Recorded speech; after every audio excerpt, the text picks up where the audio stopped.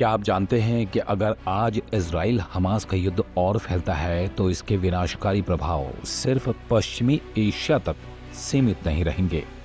ये अस्थिरता और असुरक्षा दुनिया के अन्य हिस्सों तक भी पहुंच सकती है। नमस्कार, आप देख रहे हैं द इनसाइड गुरु और आज हम बात करेंगे ईरान की उस चेतावनी की जिसने पूरी दुनिया का ध्यान खींचा है।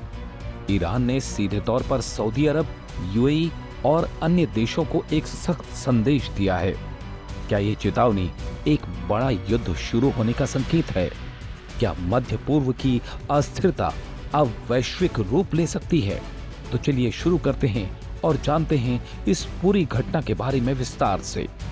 पिछले कुछ दिनों से दुनिया के राजनीतिक और सैन्य समीकरण बहुत तेजी से बदल रहे हैं।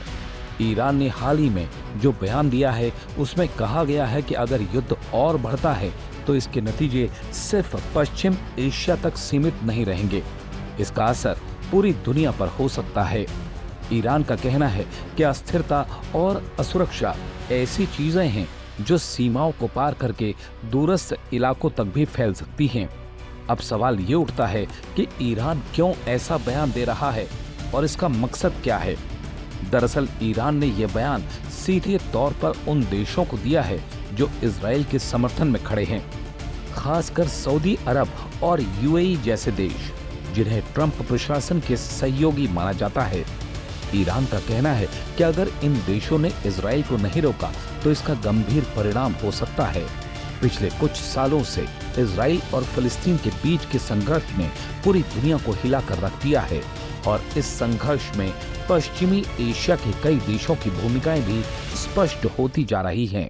सऊदी अरब और यूएई जैसे देश जो हाल के वर्षों में इजराइल के करीब आए हैं, अब ईरान के निशाने पर हैं।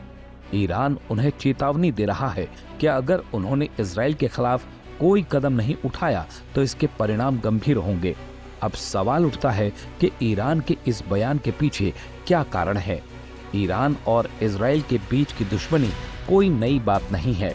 दशकों से ये दुश्मनी चलती आ रही है, लेकिन हाल के सालों में इसके तीव्र होने के कारण अंतर्राष्ट्रीय स्तर पर चिंताएं बढ़ गई हैं, खासकर जब से इजराइल ने पश्चिमी एशिया के कुछ प्रमुख देशों के साथ अपने संबंधों को मजबूत किया है। ईरान का मानना है कि अगर इस क्षेत्र में इजराइल के खिलाफ एकजुटता नहीं दिखाई गई तो इससे सिर्फ फिलिस्तीन का मुद्दा ही नहीं बल्कि पूरे पश्चिम एशिया की स्थिरता खतरे में पड़ जाएगी। और ये अस्थिरता सिर्फ इस क्षेत्र तक सीमित नहीं रहेगी बल्कि ये दुनिया के दूसरे हिस्सों तक भी फैल सकती है। इस स्थिति में सबसे बड़ा सवाल ये है कि क्या सऊदी अरब और यूएई ईरान की चेतावनी को गंभीरता से लेंगे। ट्रंप प्रशासन के दौरान इजराइल और इन देशों के बीच समझौते हुए जिसने पश्चिमी एशिया की राजनीति को एक नया मोड़ दिया, लेकिन ईरान इस बदलाव को अपने लिए खतरा मानता है और यही वजह है कि उसने इन देशों से इजराइल को रोकने की अपील की है ताकि इस क्षेत्र में स्थिरता बनाए रखी जा सके। ईरान का बयान एक और बड़े मुद्दे को सामने लाता है, युद्ध का वैश्विक प्रभाव। इतिहास हमें बताता है कि जब भी कोई बड़ा युद्ध होता है तो उसका असर सिर्फ एक क्षेत्र पर नहीं बल्कि पूरी दुनिया पर पड़ता है।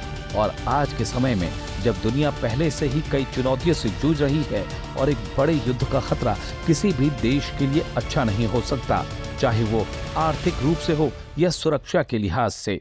तो अब सवाल ये है कि आगे क्या होगा। क्या ईरान की ये चेतावनी एक बड़े संघर्ष की शुरुआत है या ये महज राजनीतिक दबाव बनाने का एक तरीका है। आने वाले कुछ हफ्ते और महीने इस क्षेत्र के लिए बेहद महत्वपूर्ण हो सकते हैं और ये देखना दिलचस्प होगा कि सऊदी अरब, यूएई और अन्य देश इस चेतावनी पर कैसे प्रतिक्रिया देते हैं।